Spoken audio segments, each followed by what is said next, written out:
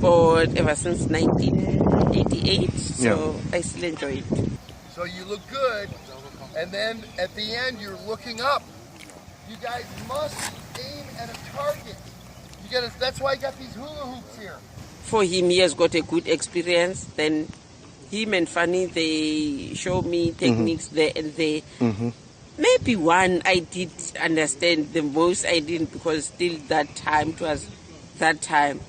Then after a week, when I left, before we left, he gave me the javelin and the weights. So when I'm back at school, I was always using it to train. I depend on God on that, but on my side, I still wanted to push more, because I can see I can go further. So God will take me wherever I want to. So I also wish to